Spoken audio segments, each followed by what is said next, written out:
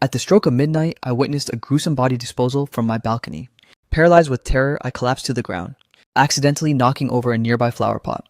The killer's head snapped up, his pale ghostly face scanning the building as he began to count 6, 5, 4, 3, 2.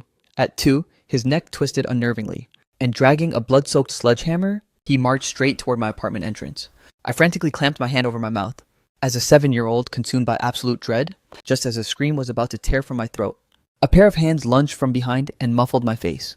"Xiaorui, don't make a sound." My sister gestured for silence with a sharp shh, creeping forward to double-lock the security door. She desperately tried calling my brother-in-law a detective, but the line wouldn't connect. With no choice left, she frantically dialed the local emergency hotline. "Hello? Are you there? Please answer. This is Building 2, Unit 202, Guangming Road Textile Dorms. My brother and I just saw someone commit a murder downstairs. The killer spotted us and is coming." The dispatcher urged my sister to remain calm, promising that a patrol car would arrive within 5 minutes. My sister forced herself to keep a level head, dragging the heavy dining table to barricade the door. Clutching a pair of sharp tailor's shears in one hand, she pulled me tightly behind her with the other. "Xiaorui, don't be scared. Sister is here. Once the police and your brother-in-law arrive, we'll finally be safe." She told me not to be afraid. Yet her entire body was trembling uncontrollably. The door handle began to turn and rattle with violent force.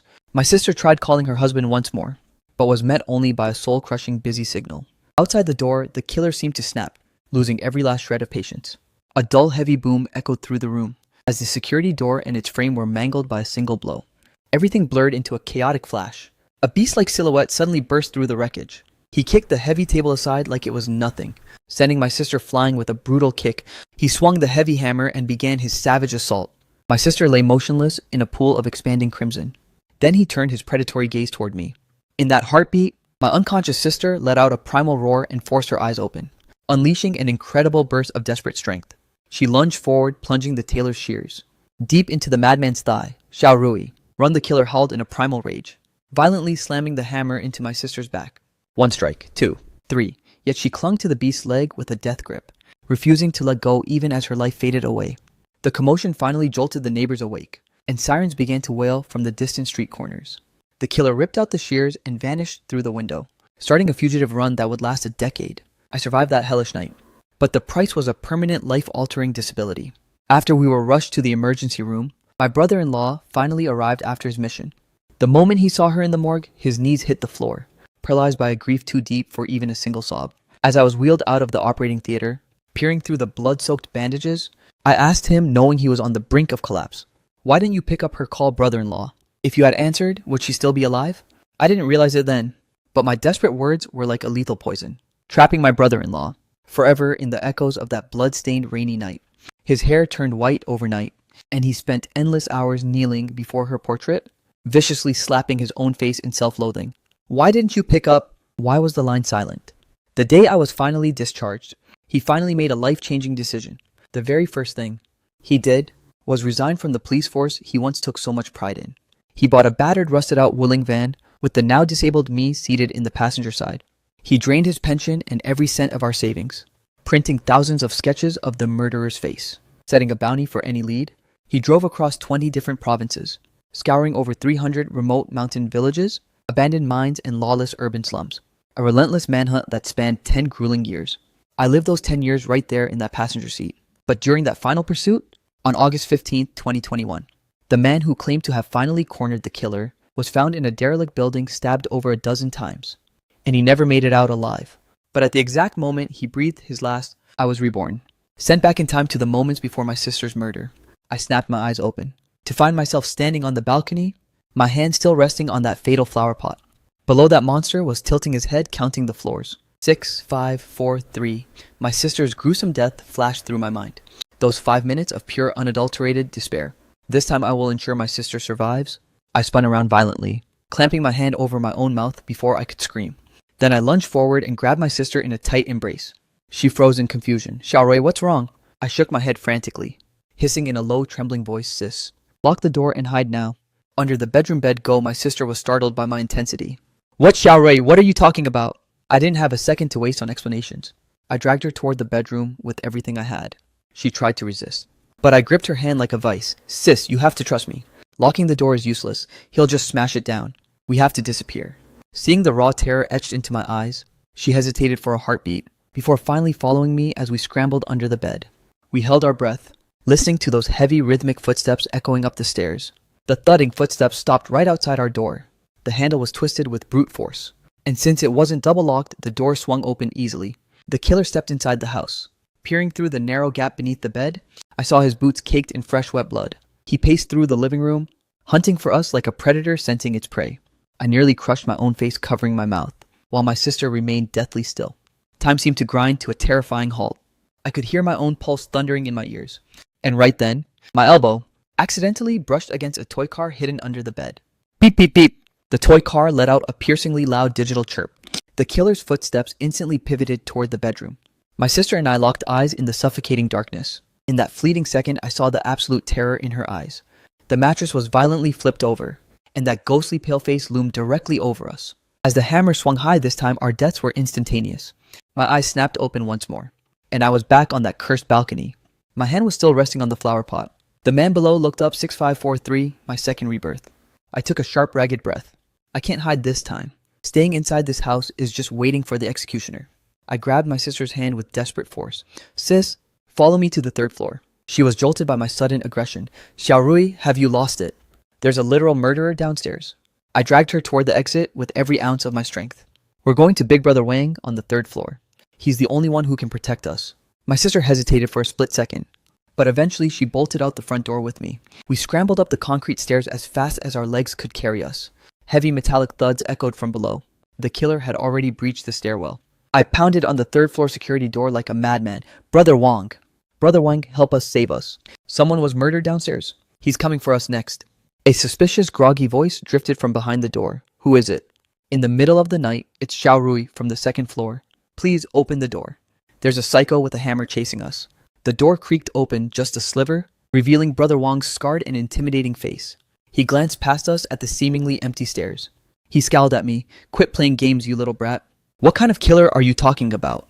The words had barely left his mouth when heavy rhythmic thuds resounded from the stairwell corner. The killer emerged, dragging his blood-slicked sledgehammer. His ghastly white face was splattered with fresh gore. His hollow eyes fixated entirely on us. Wang's face went pale. He lunged to slam the door. I gripped the doorframe with a death grip. Brother Wang, please don't leave us out here. Wang shoved me away with a violent curse. Get lost. Don't drag me into this. Bam! The door slammed shut. I heard the heavy deadbolt slide into place from the inside. My sister and I clawed at the door panel in sheer despair. The executioner had already reached the top of the landing. My sister instinctively pulled me behind her. She tremblingly raised the small fruit knife brought from home. The predator hoisted his heavy sledgehammer high. Just then, the cell phone clipped to his waist erupted. He froze, answering the call with a gruff, "Yeah. Is the job finished yet?" A man's voice echoed from the other end of the line. There are still 2 witnesses left. The killer's voice was a raspy growl. Make it fast. I've already handled things at the dispatch center. They'll intentionally delay the emergency response. But you only have 10 minutes left, Max. Hearing those words, my mind exploded. There was a mole in the dispatch center. No wonder the police took an eternity to arrive. After my sister called, someone was sabotaging the clock. The killer terminated the call and raised his hammer for the kill once more. My sister lunged forward in a desperate suicide charge, only to be crushed to the floor by a single blow. I tried to flee, but my legs had turned to jelly. I could only watch in horror as the iron hammer descended. Before my consciousness flickered out, I engraved that one sentence into my very soul. There is a mole in the dispatch center. Calling the police was a death trap. I opened my eyes for the 3rd time. The same balcony. The same flower pot.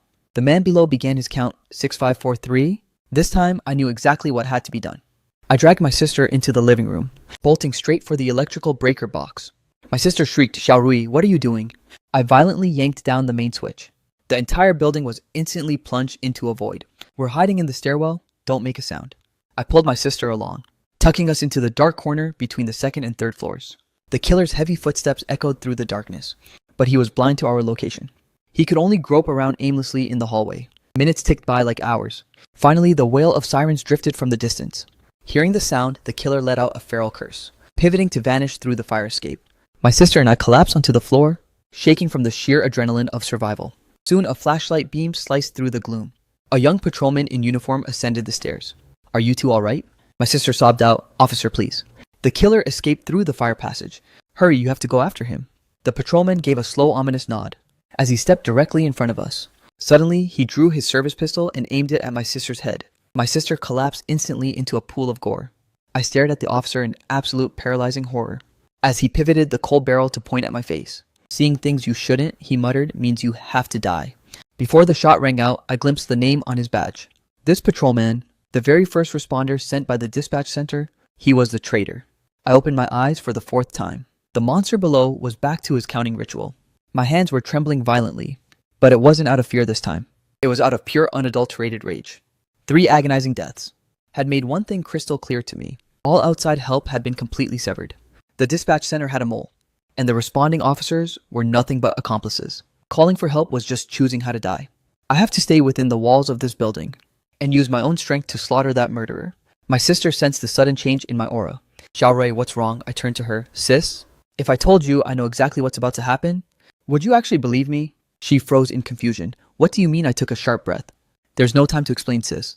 Listen to me. Go to the kitchen and grab the meat cleavers. The heavier, the better. Then take every drop of cooking oil we have and drench the doorway and the stairs with it. Move now. My sister was visibly shaken by my tone. Xiaorui, what has gotten into you? I gripped her hand with a white-knuckled intensity. Sis, please just trust me this.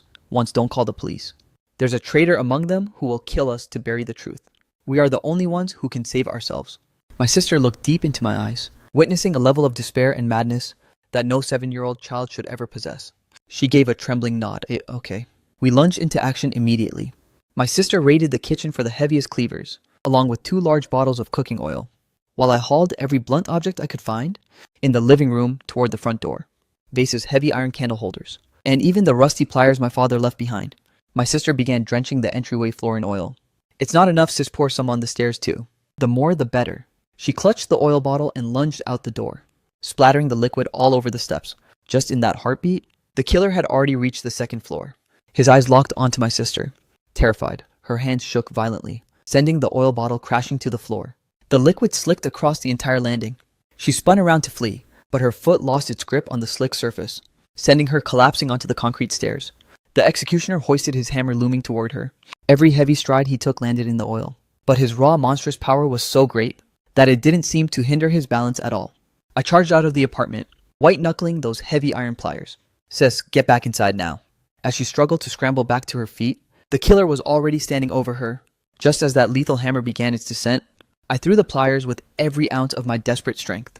It slammed into the killer's wrist, forcing the hammer off course. The steel head bashed into the stair railing, erupting in a deafening, ear-piercing metallic screech. My sister seized the chance to roll aside, crawling frantically back toward our front door. The murderer's gaze pivoted toward me, and for the first time a flicker of emotion appeared. It was the raw, primal instinct of an enraged beast. He charged through the oil slicks directly at us. We dove inside, trying to slam the door shut, but the killer kicked it open with a bone-shattering thud. As he burst inside, he hit the oil at the entrance, his feet finally sliding out from under him. His massive frame lurched, losing all balance. I snatched up a vase and smashed it against his skull. My sister swung the meat cleaver, hacking at his arm. But it was futile. He was simply too powerful. The killer snared my sister's wrist in an iron grip, twisting it with a sickening crack. The cleaver clattered uselessly to the floor. Then he swung the hammer toward her chest with crushing force. My sister collapsed. I lunged forward in a desperate attempt to save her, only to be sent flying by the killer's brutal kick. I slammed into the wall, my ribs erupting in agonizing pain. My vision began to fade into black. The murderer loomed over me, hoisting the heavy sledgehammer one last time. Using my final ounce of strength, I choked out a question. Why the hell did you kill my mother? The killer remained silent, offering no mercy. As the hammer descended and my consciousness dissolved, a single realization burned through my mind. With just my sister and me, we stood zero chance against this monster. I need reinforcements. I need someone in this building with real combat power. That 3rd floor thug, Big Brother Wang, is useless. He only cares about saving his own skin. But on the 5th floor, there lives another tenant, a battle-hardened veteran. Word was he served on the front lines of the border wars. I opened my eyes for the 5th time. The balcony, the flower pot, the counting. This time I'm putting my life in the veteran's hands. I grabbed my sister and bolted out the door, sprinting straight for the 5th floor. Out of breath, my sister gasped, Xiaorui, where are we going? To find the only person who can keep us alive, I stood before the veteran's door and pounded on it like a madman. A raspy, vigilant voice barked from inside. Who's there? I took a deep, shaky breath and shouted a specific name. A name I'd seen in my brother-in-law's decade-old cold case files. Grandpa Zhang, it's Xiaorui from the 2nd floor. Please save us. Save Xiao Jun. Grandpa Zhang, are you there? The room fell deathly silent. Xiao Jun, the name of the veteran's grandson who died years ago. The door was violently yanked open. Old man Zhang Guoqiang stood there, his cloudy eyes piercing right through me. How the hell do you know Xiaojun's name? Gasping for air, I stammered.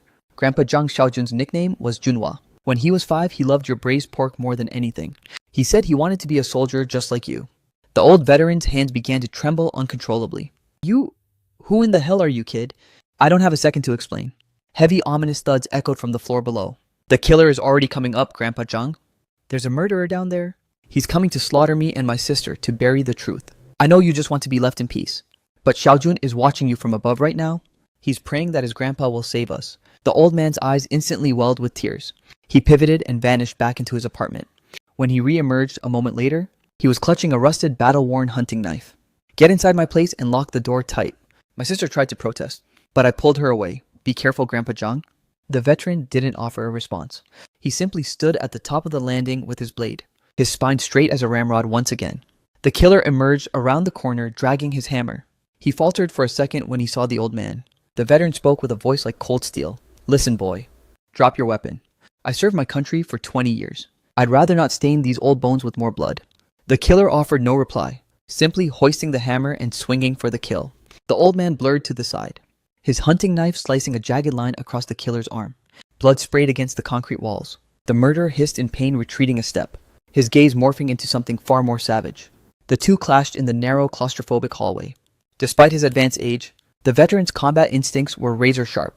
Every strike of his blade was a lethal thrust toward a vital organ.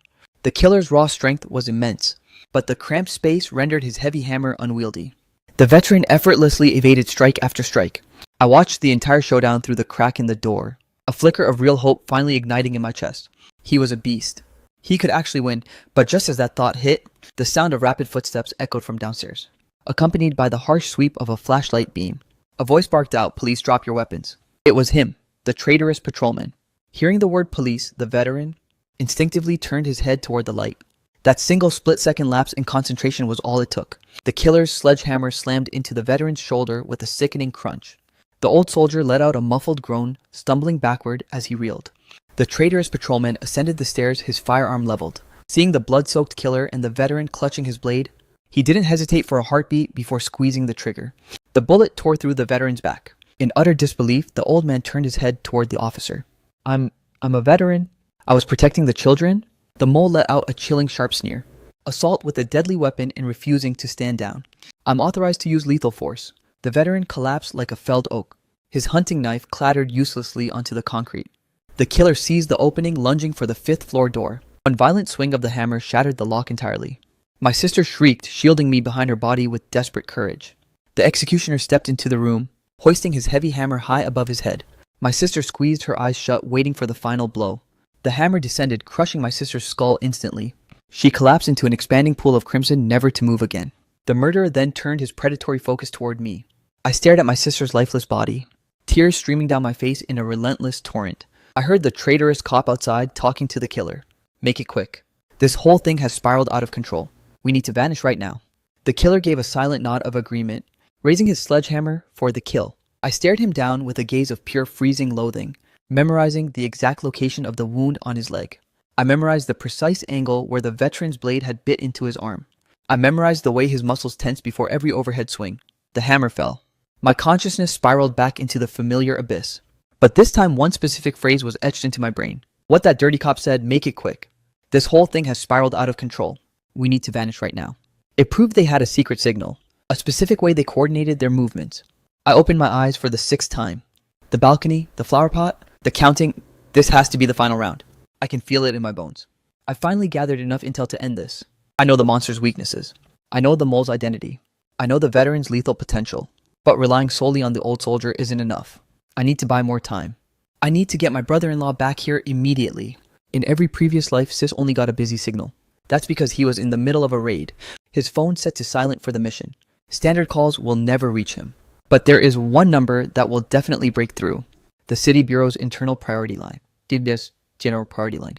It can bypass everything and patch directly into the emergency channel of the police radios. I dragged my sister into the house. "Sis, forget the locks. Follow me to the 2nd-floor fire escape." My sister froze in confusion. "Why?" I snatched a roll of steel wire from the toolbox, shouting as I ran, "We're going to trap that monster downstairs." We have to stall for time. We reached the heavy doors of the second floor fire exit. I began wrapping the steel wire around the door handle, looping it again and again, binding the door securely to the adjacent fire hydrant. My sister helped me pull the wire taut. Xiao Rui.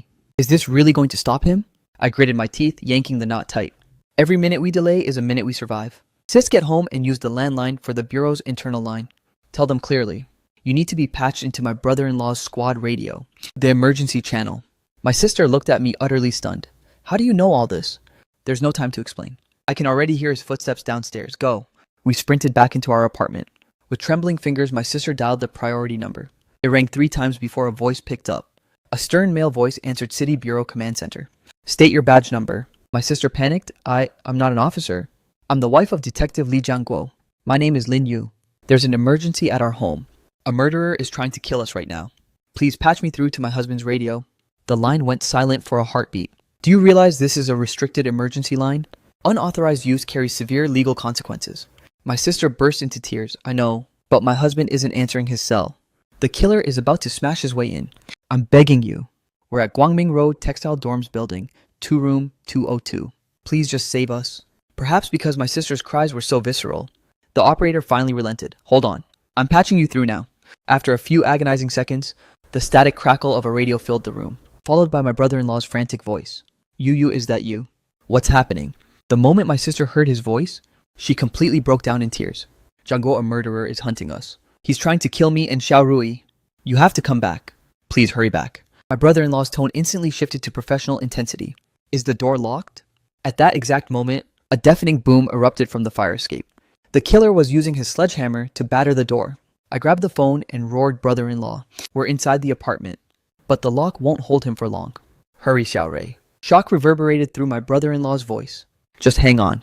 I'm coming right now. 10 minutes. Give me 10 minutes tops. The fire exit groaned with the screech of twisting metal. The steel wires I'd tied were beginning to snap. I dropped the receiver. We have to stall him even longer. I bolted into the kitchen, drenching the entryway and the living room floor in every drop of cooking oil. Then I shattered several glass cups, strewing the jagged shards across the oil slick. My sister realized my plan immediately and jumped in to help. We dragged every chair and table in the house, piling them at the door to create a makeshift barricade. My sister unearthed Dad's old toolbox. Inside were wrenches, screwdrivers, and a small sharp hatchet. Bang! The fire exit door finally gave way. The executioner marched into the hallway dragging his hammer. His eyes locked onto our wide-open front door. He charged inside without a moment's hesitation. The instant his foot crossed the threshold, he hit the slick oil and the jagged glass shards. The killer's feet swept out from under him, his massive hulking frame losing all equilibrium as he slammed violently against the floor. The sledgehammer went skidding out of his reach. I snatched the wrench and swung it toward his skull. My sister followed suit, hoisting the small hatchet, but the murderer's reflexes were terrifyingly sharp. He snared my wrist and flung me aside with brute force. I was hurled against the wall like a rag doll. My sister's hatchet bit into the killer's shoulder, but it only managed to tear through his heavy clothing, failing to inflict a fatal wound. The predator landed a savage punch to my sister's face. She collapsed to the ground, blood trickling from her mouth. The killer scrambled up to reclaim his hammer. Right at that critical moment, a chaotic commotion erupted from the 3rd floor. Wang, the local thug, had been jolted awake by the noise. He yanked his door open to peer down into the stairwell. What the hell is going on down there? It's the middle of the night. Let people sleep. The killer looked up at him with a murderous glare. The second Wang saw the blood-soaked monster, his face drained of all color. He tried to slam the door, but it was already too late. The killer's focus had been diverted. Dragging his hammer, he began his ascent toward the 3rd floor. I seized the opening and pulled my sister up. Sis, we need to get to Grandpa Zhang on the 5th floor. We stumbled and scrambled our way up the stairs. Behind us, Wang's agonized screams and sounds of combat echoed. I knew a coward like Wang wouldn't last long, but at least he would buy us a few more precious minutes. I pounded on the veteran's door. Grandpa Zhang, it's me, Xiao Rui. The door swung open. The veteran saw our battered, frantic states and heard the violent upheaval from below. He grasped the situation instantly. He re-emerged with his hunting knife. Get inside. Hide in the back room. I shook my head. Grandpa Zhang, everything is different this time. The police have a mole among them. He's going to shoot you in the back. You have to watch your 6, the veteran froze, looking at me with a gaze full of bewilderment. Little guy, just what kind of person are you? I didn't offer an answer, because the heavy echo of footsteps was already returning from below. This time it wasn't just the killer approaching. The traitor's patrolman was with him. 2 distinct sets of footsteps rang out in the stairwell, one heavy and lumbering, the other light and calculated. The murderer ascended from the third floor, dragging his sledgehammer, drenched from head to toe in fresh gore. Clearly Wong had already been dealt with. And following from below, the mole officer slowly climbed the stairs, flashlight sweeping, with his service pistol gripped firmly in his hand. The veteran stood his ground at the landing, white-knuckling his hunting knife. I pulled my sister close behind him, whispering urgently, "Grandpa Zhang, the man in the uniform is the real threat. He'll wait for you to drop your guard, then shoot." The veteran didn't turn around. He simply gave a sharp, resolute nod. The killer reached the fifth floor landing first. Noticing the lethal hunting knife in the old man's hand, a flicker of predatory caution flashed in his eyes. The two stood in a tense deadlock, neither willing to make the first move. Just then, the traitorous cop finally arrived, aiming both his firearm and his flashlight. He assessed the scene and donned a mask of professional authority. "Nobody move." Old man put down the weapon. "I'm a police officer." The veteran replied coldly, "This man is a murderer. I am protecting these children." The mole stepped closer. "I'm aware. But standing off with a blade is a violation of the law. Drop the knife and let me handle this situation." The veteran wavered. His lifelong instincts as a professional soldier urged him to obey the command of law enforcement. I saw his grip on the hilt begin to loosen. I screamed out, "Grandpa Zhang, don't trust him. He's in league with that monster." The traitor's expression soured instantly. "Shut it, kid." I pointed directly at him. "Your name is Liu Wei. Your badge number is 025143. The dispatch center sent you specifically to silence us. You have a secret signal. That killer just called you on the phone?" The cop's gaze turned instantly icy and murderous. "Brat, you definitely know way too much." He finally dropped the facade, leveling his firearm directly at the veteran's back. Having heard my warning, the old soldier was already braced. The instant the trigger was pulled, he pivoted violently. The bullet grazed the veteran's shoulder before hitting the wall. In a fluid combat roll, the veteran slashed his hunting knife toward the traitor's wrist. The mole let out a gut-wrenching shriek as his pistol clattered to the floor. The killer seized the opening, swinging his hammer at the veteran. With no time to dodge, the old man used his blade to parry the blow. The sheer impact sent a numbing shock through his hands. The three erupted into a chaotic melee, facing a 2-on-1 assault. The veteran slowly began to lose ground. Clutching his bleeding wrist, the traitorous cop drew his backup piece and aimed it at the old soldier, spotting the primary firearm lying on the floor. I lunged forward without a second thought to snatch it. The gun was heavy, but I gripped it with both hands and aimed at the mole. "Don't move." Everyone froze in their tracks. The traitor sneered, "You think a little brat like you can shoot?" I didn't answer, but my hands were shaking uncontrollably, my index finger already resting firmly on the trigger. My sister tried to rush over to take the gun, but I roared, "Sis, stay back," right at that critical moment. Rapid footsteps thundered from the floor below, accompanied by the static of a police radio. Team 3 has reached the scene. Moving upstairs now, it was my brother-in-law. He had finally arrived with backup. The mole's face turned a ghostly shade of white. He shot a look at the killer. "Retreat now." The murderer turned to vanish through the fire escape. But the veteran used his last ounce of strength to lunge. His hunting knife sank deep into the killer's thigh. The monster let out a primal howl of pain and slammed his hammer into the veteran's chest. Grandpa John collapsed, blood spraying from his mouth. Amidst the chaos, the traitor aimed his gun at me. "You brat! You ruined everything." The shot rang out, but the bullet didn't hit me. My sister had thrown herself in front of me like a shield. The round tore right into her shoulder. She collapsed into my arms, her clothes instantly soaked in blossoming crimson. My vision turned red with pure blinding rage. I hoisted the heavy pistol in my hands. I aimed directly at the traitorous cop and squeezed the trigger. The violent recoil sent me crashing to the floor. The bullet went wide, only grazing the mole's ear. But that single shot terrified him. He didn't dare linger for another second, turning to vanish into the fire escape with the killer. My brother-in-law burst onto the 5th floor with 3 officers. Seeing the blood-slicked floor and my sister collapsed, his face turned a deathly ghastly shade of white. You, my sister rasped out weakly, "Jiangguo. I'm okay. Go catch them." They fled into the fire passage. He ordered 2 officers to stay and tend to us, while he and another man lunged into the pursuit. I pulled my sister close, staring at the raw wound on her shoulder. My tears flowed in a relentless torrent. "Sis, I'm so sorry. This is all my fault." She gently stroked my hair. "Silently, child. I'm all right. You saved us both." The veteran lay motionless on the floor, his chest caved in from the blow, his breathing dangerously shallow. I crawled over and gripped his hand. "Grandpa Zhang, please don't die. The ambulance is coming." The old soldier looked at me, a faint tired smile touching his lips. "Little guy, you were so brave. If Xiaojun were still alive today, he'd be just about your age." His fingers slowly went limp, his head lolling to the side, as his final breath escaped him. I knelt there staring at the veteran's body, my heart a chaotic storm of guilt and fury. I had successfully saved my sister this time, but the old hero still lost his life, and the killer and the mole were still at large. As Jiangguo disappeared into the darkness of the passage, I broke free from the remaining officer and bolted after them. The officer tried to restrain me, but I roared, I know exactly where they're heading. I've seen their escape route before. This wasn't a bluff. In my past life during Django's decade-long manhunt, I had pored over every detail of the case files. Beneath this building lies a forgotten derelict air raid shelter that leads directly to the old station 3 kilometers away. I lunged into the fire escape, spotting my brother-in-law hesitating at the stairwell landing. Did they go up or down? Gasping for air, I shouted, down. There's an air raid shelter in the basement. It leads straight to the old train station.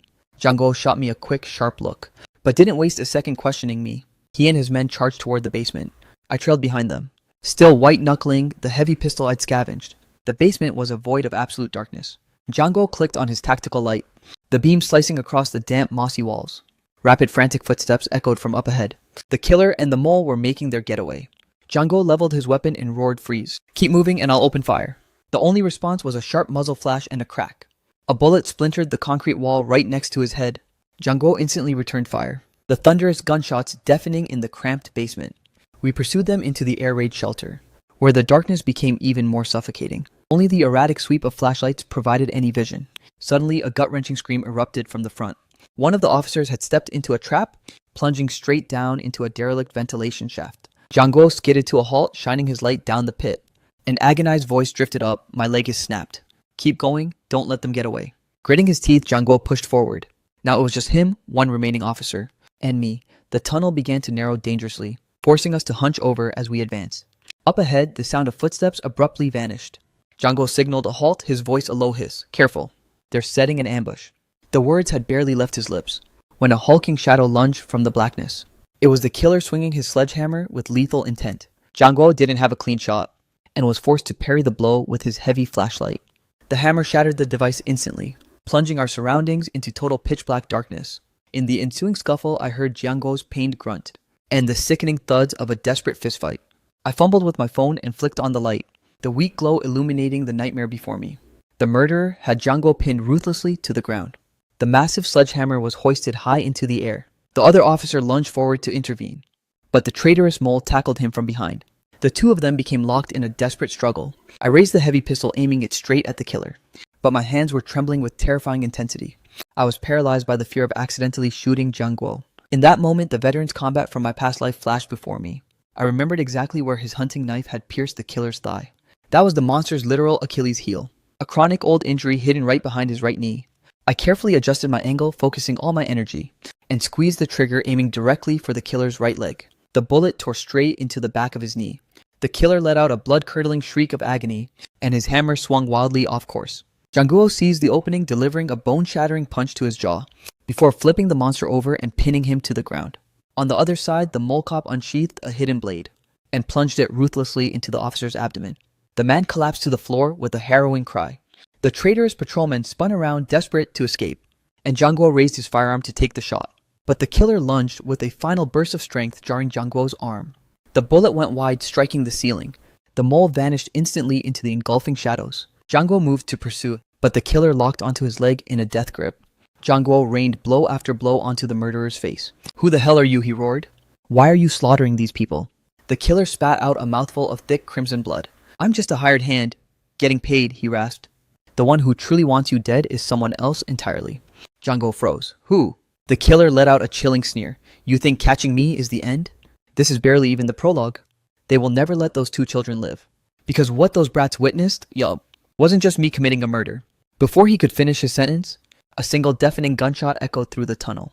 The killer's head exploded in a spray of gore, leaving him slumped in an ever-widening pool of blood. Django whipped his head around, spotting the silhouette of the mole standing in the darkness. Wisps of smoke were still curling from the barrel of his gun.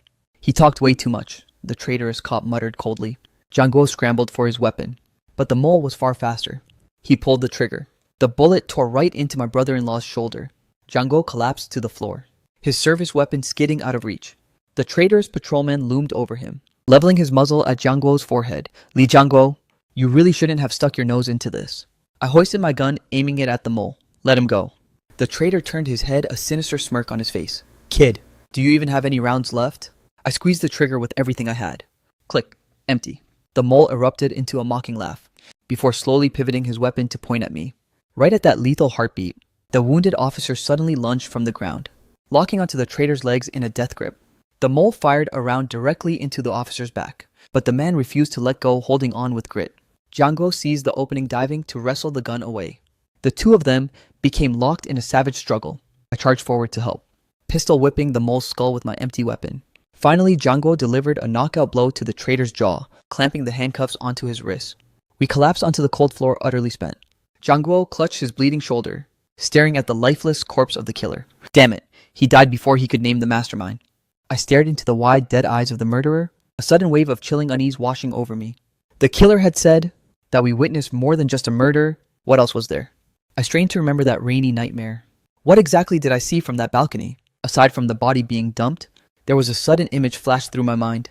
A sleek black sedan was parked below the building. Someone was sitting inside that car. That person, I feel like I've seen them somewhere before. My thoughts were violently severed by a sharp, piercing vertigo. A suffocating, crushing pain erupted in my chest.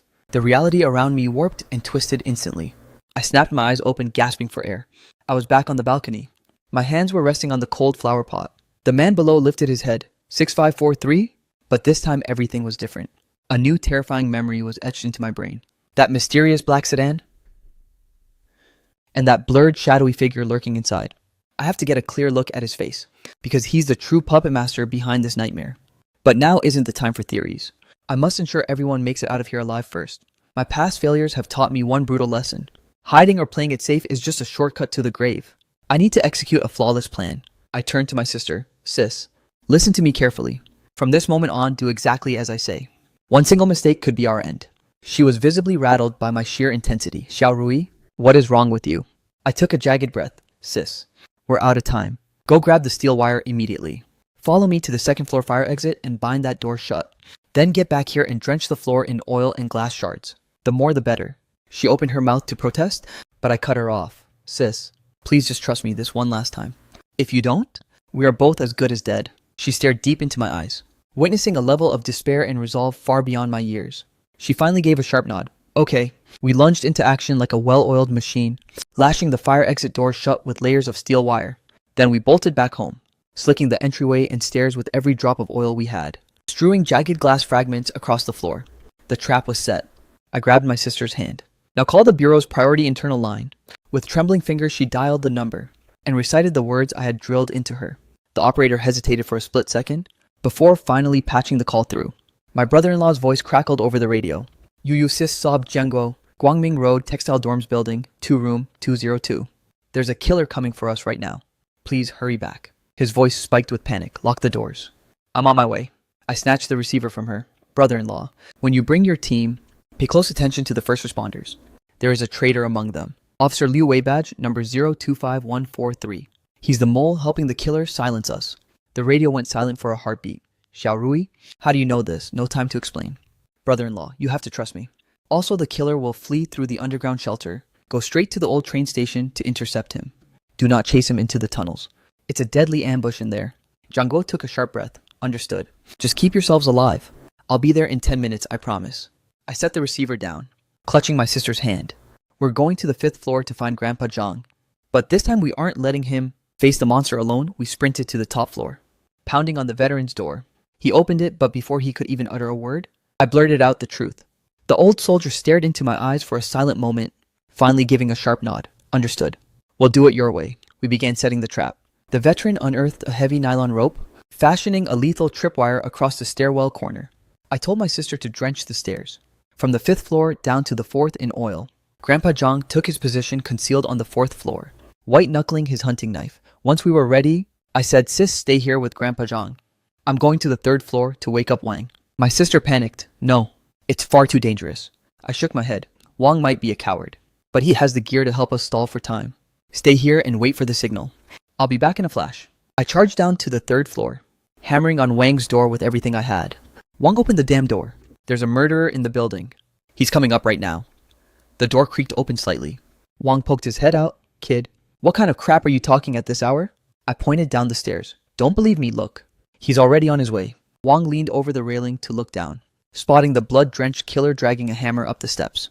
Wang's face drained of color instantly. He tried to slam the door shut, but I gripped the frame like a lifeline. Wang hiding won't save you. He knows witnesses in this building saw the massacre. He's going to go door to door to finish the job. Either you help us stand our ground, or you wait in line to be slaughtered. Wang wavered for a split second, before finally gritting his teeth. Screw it. I'm not going down without a fight. He spun around and grabbed a heavy iron pipe and a bottle of pepper spray. I urged Wang, don't play the hero. Wait for him to slip on the oil and lose his footing. Then douse him with the pepper spray. After that, we bolt. Wang nodded frantically, and damn it all, I'm putting everything on the line today. The killer's heavy footfalls grew deafeningly close. I hunkered down behind Wang's shadow, my heart hammering against my ribs like a trapped bird. The executioner reached the third floor, his eyes narrowing at the iron pipe in Wang's hands, his gaze morphing into something truly demonic. He hoisted the sledgehammer for the lethal strike, and Wang instinctively recoiled in terror. Right at that critical juncture, a massive boom erupted from the second floor fire escape. The killer's focus was instantly diverted, and he pivoted to peer back down the stairs. I seized the opening and roared, Wang now. Wang unleashed a cloud of pepper spray directly into the monster's face. The killer shrieked in agony, clutching his blinded eyes. Wang and I didn't wait around scrambling toward the upper floors. The murderer pursued us blindly, stepping onto the oil slick and losing all traction. He tumbled down the stairs in a chaotic heap. We retreated to the fourth floor, where the old veteran was already poised for combat. The killer scrambled back up, fueled by sheer rage, only to hit the tripwire and faceplant once again. The old soldier lunged from the shadows, driving his hunting knife deep into the killer's thigh. The monster let out a guttural roar of pain, forcing the veteran back with a desperate hammer swing. Just as the tension reached its peak, the wail of police sirens echoed from the street, but a cold chill ran down my spine. I knew the first officer through that door would be the traitor. The sirens wailed closer and closer, as the harsh glare of a flashlight swept up from below. The mole officer Liu Wei swept his flashlight across the hall as he ascended the stairs one calculated step at a time. His service weapon was already gripped firmly in his hand. Listen up. This is the police. Drop your weapons immediately. Hearing the voice of authority, the veteran's instinct was to lower his hunting knife. I grabbed his hand with a death grip, hissing under my breath, Grandpa Zhang, don't fall for it. He's the traitor. The second he reaches the landing, he's going to open fire. The old soldier wavered for a fraction of a second, but ultimately tightened his hold on the blade. The killer spotted the mole officer approaching, a visible flicker of relief washing over his face. Clutching his mangled, bloody thigh, he scrambled upward. The traitorous cop leveled his pistol, pinning the veteran in the center of his flashlight's beam. Old man, this is your final warning. Drop the knife, but the veteran stood like a statue, answering coldly, this man is a savage murderer. I'm merely shielding these innocent children. The mole sneered. That doesn't give you the right to take the law into your own hands. Obstructing an officer? I have full authority to use lethal force. He raised his gun, taking aim at the veteran's chest. I knew the shot was coming in a heartbeat, but this time I was ready for him. Huddled in the pitch-black shadows of the landing, I took one deep stabilizing breath and roared at the top of my lungs, make it quick. This whole thing has spiraled out of control. We need to vanish right now. Those were the exact words I'd heard in my past life. The secret code between the mole and the killer. The patrolman's entire body went rigid with shock. He whipped his head toward the darkness where I was hiding. What did you just say? I kept shouting, are the witnesses all dealt with yet? The higher-ups are getting impatient. The killer froze, staring at the mole officer, with a look of pure, utter confusion. The traitor's face drained of all color. He realized his cover was blown completely. The veteran snapped into reality as well, realizing this cop was indeed a wolf in sheep's clothing. In the exact moment the mole hesitated, rapid footsteps and the crackle of a radio echoed from the floors below. Team 3 has arrived. Moving upstairs now, it was Jiang Guo. The mole's expression fractured into pure terror. He knew if he didn't act now, he'd be finished. He leveled his firearm at the veteran, ready to squeeze the trigger. But the old soldier was already one step ahead, lunging to the side with explosive speed. The bullet shattered against the concrete wall. Wang seized the chance, swinging his iron pipe violently at the traitorous cop's back. The mole stumbled forward, reeling, before spinning around and burying a bullet in Wang's leg. Wang collapsed with a gut-wrenching shriek of pain. The killer used the chaos to hoist his sledgehammer at the veteran. The old soldier raised his hunting knife to parry the blow, and the two became locked in a brutal struggle once more. Jiang Guo and 3 officers burst onto the landing, instantly drawing their weapons at the sight of the carnage. Nobody move. The mole spotted Jiang Guo, and immediately donned his professional mask. Jiang Guo, you're just in time. This old man is armed and dangerous. I'm trying to bring him into custody. Jiang Guo's eyes swept from the blood-soaked killer to the traitorous officer Liu Wei. Then why is your weapon aimed at the old man? The mole stammered. He refused to drop the knife. I was giving him a final warning. I stepped out from the devouring shadows. Don't listen to him. He's the mole. He's working hand in glove with the killer. They even have a secret code. The phrase I just screamed out is their signal to coordinate. Jiang Guo looked at me, his gaze sharp. Xiaorui, are you absolutely sure? I nodded. Check his phone logs. I bet my life. He's been in contact with the murderer tonight. The mole's composure shattered completely. He suddenly pivoted his gun toward me. You brat. You've ruined everything. Zhang Guo's reflexes were lightning fast.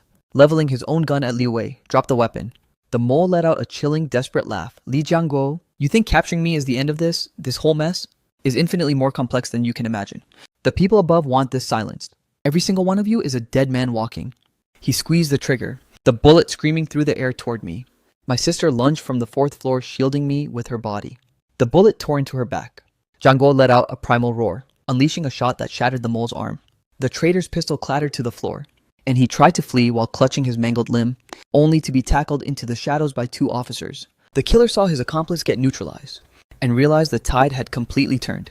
Desperate, he tried to bolt for the fire exit, but the veteran lunged with his remaining strength, burying his hunting knife deep into the killer's thigh. The monster collapsed with a gut-wrenching shriek. Zhang Guo stormed over, kicking the massive sledgehammer far out of reach, and pressed his muzzle against the killer's skull. Don't move. I held my sister in my arms, blood soaking through her clothes in an endless stream. Sis, please don't die. The ambulance is almost here. She gave a frail, ghostly smile. Xiao Rui, I'm okay. It just stings a little. Zhang Guo rushed to our side, and the moment he saw the severity of her wound, his eyes instantly brimmed with tears. You just hang on. I'm calling for medics right now. He fumbled with his radio to request immediate backup, before yanking off his jacket to stem the bleeding. Staring at my sister's deathly pale face, my tears flowed in a relentless torrent. This time, I had successfully saved my sister, as well as the veteran and even Wang. The executioner and the mole were finally in custody, but I knew deep down this was far from over. The shadow seated in that black sedan, that person was the true puppet master. Zhang Guo pinned the killer down, demanding coldly who gave the order for these hits. The killer kept his head low, maintaining a grim silence. Zhang Guo buried a fist in his face. Talk. The murderer slowly lifted his head, blood trickling from the corner of his mouth. You really think I'm going to spill? He rasped. If I open my mouth, my entire family is as good as dead. Zhang Guo's gaze turned icy. Then prepare for the death penalty. The killer suddenly cackled. The death penalty? You actually think I'm making it out of this building alive? The words had barely left his lips when a sharp gunshot echoed from the floors below. Everyone froze in their tracks. The gunshot echoed violently through the stairwell. The entire group was paralyzed with shock. Zhang Guo's instincts kicked in instantly. He leveled his firearm at the landing. Who's down there? An unfamiliar voice drifted up. Relax, everyone. I'm with the Internal Affairs Inspection Team. Heard there was a major incident and came to provide backup. A middle-aged man in plain clothes ascended the stairs, displaying both his credentials and a sidearm. He appeared to be in his late 40s, with a stern square jaw and piercing eyes. Zhang Guo scrutinized the man's identification, his brow furrowing. Inspection Team. I didn't receive any notification about this. The man offered a thin, cold smile. An emergency situation, no time for formal alerts. The name's Zhang Ming. I spotted a suspect attempting to flee downstairs, so I fired a warning shot to keep them contained. He took a few steps closer, his gaze sweeping over the killer and the mole officer. Looks like you've caught the culprits. Impressive. I stared at this man who appeared out of nowhere, a wave of overwhelming dread surging through my chest. That voice? I swear I've heard it somewhere before. Zhang Guo spoke up. Captain Zhang? These 2 are suspects in a homicide and a conspiracy. I'm escorting them to headquarters for interrogation. Zhang Ming nodded, standard procedure. However, I need to ask them a few questions first. He strolled over to the murderer and crouched down. Give me your name. The killer lifted his head, and the moment his eyes met Zhang Ming's, a flicker of pure, unadulterated terror crossed his face. He parted his lips as if to scream something, but Zhang Ming suddenly whipped out his gun at point-blank range. The killer's head erupted in a spray of gore, his body collapsing into a widening pool of blood. Everyone stood there in absolute horror. Zhang Guo aimed his weapon at Zhang Ming. What have you done? Zhang Ming replied with a void of emotion. He tried to grab my gun. It was a clear case of self-defense. Zhang Guo roared in fury. Bullshit. He was handcuffed. How could he reach for your gun? Zhang Ming pivoted his muzzle toward Zhang Guo. Li Jiangguo, I strongly suggest you mind your own damn business. The other 2 officers drew their weapons on Zhang Ming. The atmosphere turned lethal in an instant. I finally remembered. That voice? It was the exact same voice on the other end, when the killer took that phone call that night. I screamed, Zhang Guo, look out! He's the true mastermind behind everything. Zhang Ming pivoted toward me, his gaze turning into a void of lethal ice. Brat, you really do know way too much. He swung around as Zhang Guo tried to fire, but Zhang Ming was lightning fast. A single shot tore straight through Zhang Guo's leg. My brother-in-law collapsed. The other 2 officers opened fire, but Zhang Ming rolled into cover while returning fire with deadly precision. Another officer took a round and slumped to the floor. The veteran seized the chaos to lunge at Zhang Ming, driving his hunting knife toward the man's back. Jiang Ming's reflexes were supernatural. He ducked the blade and buried a bullet in the veteran's shoulder. The old soldier fell. Jiang Ming loomed over him, prepared to deliver the finishing blow. I snatched up a discarded pistol from the floor. Leveling it at Jiang Ming, "Let Grandpa Jiang go." Jiang Ming froze mid-motion. He turned to face me with a mocking grin. "Hey there, kiddo. You've got some serious guts. But we both know you haven't got it in you to pull the trigger." My hands were trembling violently, but my index finger was locked onto the trigger. Jiang Ming began stalking towards me one step at a time. "Do you even realize what you actually saw from that balcony that night? It wasn't just a simple murder you witnessed. You saw my car. You saw my face." I strained to recall every detail of that rainy nightmare. The window of the black sedan rolling down, a face appearing. It was him, the man standing right in front of me. Jiang Ming continued his chilling monologue. That victim was a tainted witness. He held evidence he was never meant to possess. My plan was executed to perfection, but I didn't count on a couple of brats peeking out. Django, clutching his mangled leg, spat through gritted teeth. "Who the hell are you really?" Jiang Ming chuckled. "My identity is irrelevant. What matters is the narrative of tonight's tragedy. A desperate killer resisting arrest, assaulting officers and seizing weapons resulting in mass casualties. And I'll be the hero who put the monster down." He leveled his muzzle right at me. "Kid, don't blame me. Blame your own eyes for seeing too much." I squeezed my eyes shut and pulled the trigger. Bang, the shot went wide, only grazing Jiang Ming's shoulder. His expression fractured into pure malice as he prepared to return fire. In that heartbeat, a silhouette lunged forward, shielding me with their body. It was my sister. She had thrown herself into the line of fire. The bullet tore directly into her chest. She collapsed into my arms, blood trickling from the corner of her mouth. "Xiaorui, run!" I clutched her trembling body. My vision completely drowned in tears. Jiang Ming loomed over us, ready to deliver the coup de grace. Suddenly, a thunderous storm of footsteps erupted from below, accompanied by the frantic crackle of police radios. "City Bureau reinforcements have arrived. Everyone, freeze, don't move." Jiang Ming's face paled instantly. He glanced toward the lower floors, then back at us, his eyes darting like a cornered rat. Finally, he spun around and bolted through the fire escape. Jiang Guo struggled to drag himself up, roaring to the remaining officers after him now. "Don't you let that bastard escape!" The officers charged into the pursuit. Jiang Guo crawled to my sister's side. You. "Stay with me. The medics are almost here." She looked up at him, a faint tragic smile on her lips. "Jiang Guo, take care of Xiaorui." Her hand slowly went limp, her head lolling to the side. As her final breath escaped, I held her lifeless body screaming in agony. No, sis, please don't go. I'm begging you, don't die." But my sister would never answer me again. I lifted my head, staring toward the dark fire passage, my eyes burning with a soul-consuming hatred. "Jiang Ming, I will hunt you down and kill you myself." I hauled myself up, snatching the fallen pistol and sprinting toward the fire escape. Jiang Guo roared behind me, "Xiaorui, come back, it's too dangerous." But I didn't stop. I couldn't stop. I had to be the one to end that monster's life. I'll avenge my sister if it's the last thing I do. I lunged into the fire escape, the echoes of gunshots and heavy pursuit ringing out ahead. I tracked the chaos descending deeper and deeper, until I reached the basement level. Within the suffocating gloom, Jiang Ming's silhouette vanished into the maw of the air raid shelter. I white-knuckled my pistol and stepped into the abyss. This time, only one of us is walking out alive. The shelter was a tomb of absolute darkness. I flicked on my phone's flashlight, the weak beam barely cutting through the dark for a few meters. Heavy footsteps resonated from the front, followed by an officer's desperate roar, "Freeze! Stop or I'll open fire." A sharp crack of a gunshot erupted, immediately followed by a gut-wrenching scream. I accelerated, skidding around the jagged corner, only to find an officer slumped against the cold floor. A bullet had torn through his chest. He was already breathless and gone. I gripped my weapon even tighter and pushed onward. The tunnel began to constrict, becoming dangerously narrow. The air was thick, damp, and bone-chillingly cold, with walls slicked in layers of ancient moss. Suddenly, Jiang Ming's voice drifted through the dark brat. "I can't believe you actually had the nerve to follow me. Turn back now while you still can. This isn't a playground for children." I maintained a lethal silence, stalking toward the source of his voice. Jiang Ming continued, "Don't blame me for your sister's death. Blame her for sticking her nose where it didn't belong. If you kids had just kept your eyes shut that night, you'd both be safe and sound right now." "Don't do this," I yelled. "You murdered my sister. I'm going to make you pay." Jiang Ming let out a mocking chuckle. A 7-year-old child. The words hadn't even finished when a muzzle flash ignited the darkness. The bullet hissed past my ear like a hornet. I dove to the ground in terror, my phone skidding out of my hand. The light died instantly. Absolute darkness swallowed everything. The only sounds left were my own. Frantic gasps and the frantic thudding of my heart. Jiang Ming's boots crunched against the floor in the dark, getting closer and closer. "Come out." There's nowhere left to hide. I scrambled blindly toward a narrow side passage. My fingers brushed against something cold and metallic. It was the flashlight dropped by that fallen officer. I snatched it up but kept the light killed, continuing to crawl forward in the oppressive dark. Jiang Ming's footsteps halted exactly where I had just been. He was hunting me like prey. I suppressed my breath, remaining absolutely motionless. Time seemed to grind to a terrifying halt. I could actually hear Jiang Ming's rhythmic breathing. He was barely 5 meters away from my position.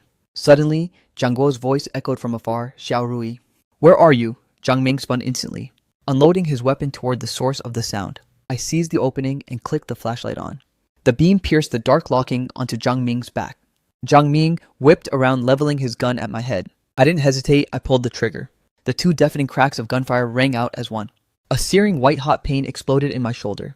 The bullet had grazed my skin, leaving a bloody trail, but my shot had found its mark, tearing into Jiang Ming's leg. He let out a guttural grunt, dropping heavily onto one knee. I struggled to my feet, keeping my weapon fixed on him. Jiang Ming, still lethal, aimed his gun back at me. We were locked in a deadly standoff. "Brat, do you truly have the stomach to kill me?" Jiang Ming wheezed, his breath coming in ragged gasps. "Do you even know what taking a life feels like? It'll be a nightmare that haunts your soul forever." My hands were shaking, but my resolve was iron. "You murdered my sister. I'm the judge and jury for her revenge." Jiang Ming let out a twisted laugh. "Revenge? You think putting me in the ground ends this? I'm backed by people you can't even imagine. They will hunt you to the ends of the earth. I don't give a damn. Today your life ends here." Just as my finger tightened on the trigger, Jiang Guo's desperate voice thundered from behind me. "Xiao Rui, don't fire. Stand down." I glanced back to see Jiang Guo limping toward me, 2 officers trailing close behind him. Jiang Guo reached my side, placing a firm hand on my trembling gun arm. "Xiao Rui, give me the weapon." I shook my head. "Brother-in-law, he murdered my sister. I have to take his life with my own 2 hands." Jiang Guo dropped to one knee, staring directly into my soul. "Xiao Rui, I know the burning hatred you feel. Believe me, I hate him too. But if you pull that trigger now, you'll be no different from that monster." My tears spilled over, but Sis is gone. She died protecting me. Jiang Guo's eyes welled up with grief. I know everything you're feeling. But Yu never wanted you to become a killer. She wanted you to live a life worth living." I looked at Jiang Guo and my grip slowly loosened, the pistol clattering onto the cold ground. I collapsed to my knees, wailing in pure agony. Jiang Guo pulled me into a hug, finally breaking down himself. The 2 officers moved in, weapons aimed at Jiang Ming. "Jiang Ming, you are officially under arrest." Jiang Ming let out a cold sneer. "Arrest me? What proof do you actually have?" Jiang Guo wiped his tears away, standing up to tower over Jiang Ming. "Proof? You just gunned down one of my men in cold blood and attempted to execute Xiao Rui. That's all the evidence I need. Furthermore, the Bureau has been fully alerted. Your true identity will be unraveled before dawn." Jiang Ming's composure finally shattered. He suddenly jerked his gun up against his own temple. Jiang Guo roared, "Don't you dare!" But it was too late. Jiang Ming pulled the trigger. Click. It was empty. Jiang Ming froze in disbelief. Jiang Guo kicked the weapon out of his hand with a heavy blow, bearing a devastating punch into the traitor's face. Jiang Ming slumped to the floor as the officers slammed the cuffs on him. Jiang Guo retrieved Jiang Ming's pistol and checked the chamber, saying coldly, "Your luck just ran out. You're completely out of ammo." Jiang Ming sat paralyzed on the ground, a look of total hollow despair washing over his face. Jiang Guo barked at the officers, "Take him back. Maximum security. Don't let him out of your sight." The officers dragged Jiang Ming toward the exit. I watched his silhouette fade into the distance, the hatred in my heart far from extinguished. But Jiang Guo was right. If I had killed him, I would have become the very demon I sought to destroy. Jiang Guo supported me as we limped toward the exit. "Xiao Rui, let's go home." I shook my head. "Brother-in-law, Sis is still up there. I need to be with her." His tears began to fall once more. "Okay, we'll stay by her side together." We stepped out of the shelter. The first light of dawn was already breaking. Ambulances and patrol cars swarmed the street below.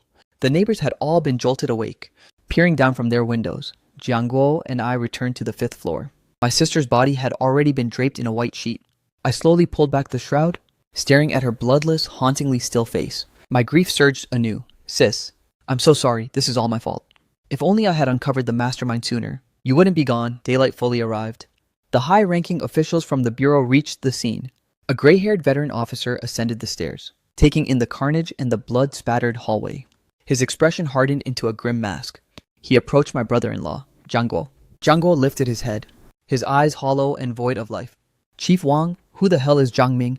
Chief Wang let out a heavy, weary sigh. He was the deputy chief of the municipal inspection team. But we've already scrubbed his call logs and tracked his offshore bank accounts. It turns out he's been drowning in dirty money for years, acting as a high-level fixer. He specialized in making loose ends disappear. Jiang Guo spat through gritted teeth, and the man he killed Chief Wang replied, an accountant. He held the ledgers for a massive smuggling syndicate. Zhang Ming took the bribe to silence him forever. He never expected your children to witness the hit. I looked up, my voice trembling. So he tried to slaughter my whole family. Chief Wang locked eyes with me, his gaze heavy with a profound guilt. My boy, I am deeply sorry. We failed to protect you. I shook my head slowly. It wasn't your fault. It was mine. If I hadn't looked out that window that night, my sister would still be alive. Chief Wang knelt down, placing a comforting hand on my shoulder. Kid, you are incredibly brave. You saved so many lives tonight. Your sister would have been so proud of you. But I didn't want to be a hero. I only wanted my sister back. The end has finally come. They were taking my sister's body away. I watched as the stretcher vanished down the stairwell, and suddenly the world around me turned pitch black. My entire body collapsed onto the floor. I found myself back on that same balcony. My hands were resting on the cold flower pot. The man below lifted his head. 6543. But this time, I didn't flinch. I just stood there staring down at the executioner below as he finished his count. I also saw Zhang Ming clearly sitting inside that black sedan. He was peering up at our balcony, his gaze sharp and predatory. I took a jagged breath and looked at my sister. Sis, do you believe in rebirth? She froze, looking confused. What? I said, if someone could keep coming back to life, returning to the past to rewrite the future, would you believe it then? She knelt down, placing a gentle hand on my forehead. Xiaorui, are you running a fever? I shook my head. Sis, I'm not sick. I just need to tell you one thing. No matter what happens next, you have to trust me implicitly. Listen to every word I say, okay? She stared into my soul, seeing my deadly serious expression, and after a few heartbeats of hesitation, she finally nodded. Okay, I'll trust you, Xiaorui. I gripped her hand tightly. Sis, this time we aren't just calling the cops or hiding. We're going on the offensive. She was bewildered. What do you mean? I said the killer below was sent by Zhang Ming. Zhang Ming is the deputy chief of the inspection team. He's planning to silence us for good, but he has no idea that I've already unmasked him. She gasped in shock. Xiaorui, how on earth do you know that I didn't answer? I simply commanded Sis call my brother-in-law right now. Tell him Zhang Ming is coming to kill us. Tell him to go straight for Zhang Ming. He must not come home first. With trembling hands, she grabbed the phone and dialed Jiang Guo's number. Jiang Guo, it's me. His voice crackled through the line. It's so late. What's wrong? My sister locked eyes with me, and I gave her a sharp nod to continue. She inhaled a ragged breath. Jiang Guo, the deputy chief of inspection Zhang Ming, is planning to execute us to bury the truth. He's stationed right below our dorms at Guangming Road, lurking inside a black sedan. Mobilize your unit and arrest him immediately. Remember, you must bring heavy backup. The man is extremely dangerous. The line went silent before he gasped. You, what are you saying, Zhang Ming? How could you possibly know I snatched the phone? Brother-in-law, it's me. Xiaorui, listen, you have to trust me. Zhang Ming is right downstairs this very second. He's hired a professional hitman to slaughter us. Bring every officer you have right now, but don't come upstairs instead. Surround that black sedan and take Zhang Ming down. He wavered. Xiaorui, this accusation is incredibly severe. If you've got this wrong, I cut him off. Brother-in-law, just trust me this one time. If I'm mistaken, I'll take full responsibility for the fallout. But if I'm right, you're saving our entire family from a bloodbath and taking down a high-level traitor in the process. He fell silent for a heartbeat, finally gritting out fine. I'll trust your gut. Stay locked inside and don't move. I'm coming in hot. Minutes later, the night was pierced by screaming sirens. 3 squad cars swarmed and boxed in the sedan. Jiang Guo and his unit stormed out of their vehicles, leveling their weapons at the black car. Step out of the vehicle. Hands behind your head. The door creaked open. Zhang Ming stepped out, his face a chaotic mask of shock and burning rage. Standing by the car, he forced a cold professional smirk. Li Jiangguo, what is the meaning of this circus?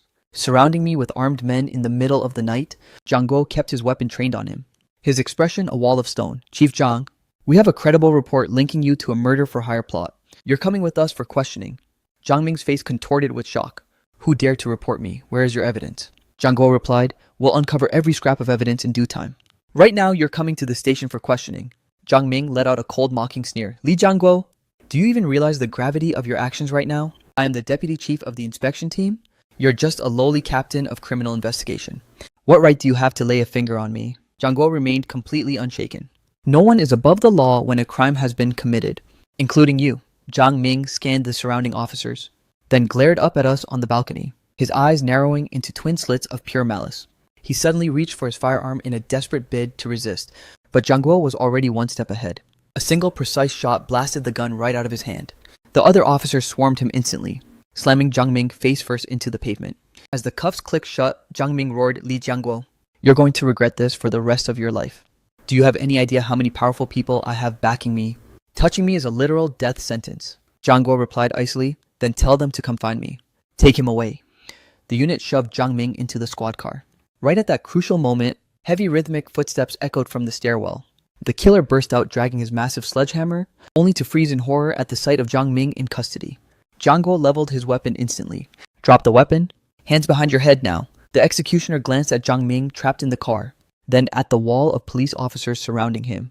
Realizing the tide had completely turned, he let the heavy hammer clatter to the ground, sinking to his knees. With his hands locked behind his head, officers lunged forward and shackled him immediately. My sister and I watched the entire scene unfold from the balcony. In utter disbelief, she whispered Xiao Rui, "How did you possibly know all of this was going to happen?" I didn't offer an explanation. I just clung to her with everything I had. "Sis, this time you aren't going to die." She gently stroked my hair. "You silly kid." I was never in any danger of dying, but I knew the truth in a different timeline. She had already been lost to the darkness. Soon after, Zhang Guo led his team up the stairs to our floor. Finding us completely safe and sound, he let out a massive sigh of relief. He approached and crouched down before me. "Xiao Rui, tell me, how did you know about Zhang Ming?" I looked him dead in the eye and spoke solemnly, "Brother-in-law, I had an incredibly long, vivid dream. In that dream, I witnessed every single thing that was going to happen. I saw the murderer take a life. I saw Zhang Ming giving the orders to silence the witnesses. I saw my sister die while trying to protect me. And I saw you consumed by the need for vengeance, hunting him for 10 years until you died too." Zhang Guo froze. "Xiao Rui Yu," I cut him off. "Listen, I know it sounds impossible to believe, but every word is the absolute truth. I have been reborn countless times. Every single time I tried to save my sister, and every single time I failed miserably. It wasn't until this life that I realized passive defense wasn't enough. I had to go on the offensive. I had to strike Zhang Ming down before he could make his move." Zhang Guo stared deep into my eyes, finding a level of exhaustion and world weariness far beyond my years. After a heavy silence, he finally whispered, "Xiao Rui, regardless of how you came by this knowledge, you saved our entire family tonight. Thank you from the bottom of my heart." I shook my head. "No, brother-in-law. You're the one who truly saved us. If you hadn't placed your faith in me and brought your men to arrest him, sis and I would still be dead." Zhang Guo pulled me into a tight embrace. "Xiao Rui, never again. I promise I will protect you both with my life." My sister knelt down and hugged us both. "Our family is going to stay together forever." Leaning into their warm embrace, my tears began to flow uncontrollably. But this time, they weren't the tears of a hopeless soul. They were tears of relief for a life reclaimed from the brink. In the following days, the Municipal Bureau launched a scorched earth investigation into Zhang Ming. By digging through his secret bank accounts, they uncovered a massive fortune of untraceable dirty money. By scrubbing his encrypted call logs, they confirmed his direct links to the professional Goto killer. And from the depths of his hard drives, they pulled the ironclad evidence needed to dismantle the smuggling syndicate. Zhang Ming was formally indicted and locked behind bars, where the full weight of the law awaited his wretched soul. The bloodthirsty killer finally broke under interrogation, confessing that Zhang Ming paid him to tie up loose ends. The traitorous officer Liu Wei was also taken into custody. He was merely a pawn planted by Zhang Ming in the precinct, specifically to sabotage and delay emergency response times, creating a perfect window for the assassin to slip away. The case was officially closed, and our family was finally out of the crosshairs. But I knew in my gut this was just the prologue. Zhang Ming mentioned he was backed by a hidden power, and that smuggling syndicate wasn't about to let this slide.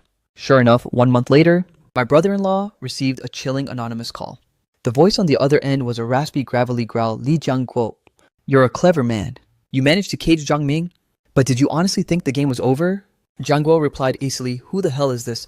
The caller let out a dark chuckle. "My identity is irrelevant. What matters is that your family is currently breathing. If you want to keep it that way, then stop digging before you hit a grave." Zhang Guo roared in fury. "Are you actually threatening me?" The voice drifted back. "It's not a threat. It's a friendly warning. Zhang Ming was just a pawn. By removing him, you've disturbed the entire chessboard. Drop this now or you will live to regret it." The line went dead with a haunting click. Zhang Guo's face hardened into a mask of grim concern. He looked at my sister and then at me, as a heavy decision finally took root in his heart. That very night, Zhang Guo gathered us all together in the living room. "Yu Xiaorui, I've made up my mind. We're packing up. We're leaving the city behind for good." My sister froze in shock. "But why?" Zhang Guo sighed. "This conspiracy runs way too deep, and I won't risk your lives. We're moving elsewhere. To start over where they can't find us." I shook my head. "Brother-in-law running won't solve anything. They'll eventually track us down no matter where we hide." Zhang Guo looked at me searching for an answer. "Then what do you suggest we do?" I looked him in the eye. "Brother-in-law, you keep digging. Root out the entire smuggling syndicate and burn it down. I have complete faith in you. You're the only one who can pull this off." Zhang Guo wavered. But your safety is my priority?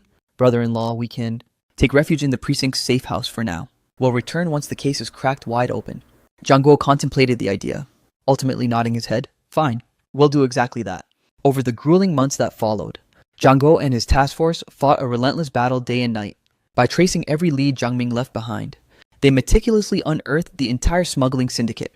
It was a colossal criminal empire, with tentacles reaching into the Customs Bureau, the police force, and even high-ranking government officials. Braving immense pressure and threats, Zhang Guo apprehended the conspirators one by one. In the end, the entire corrupt organization was torn out by its roots.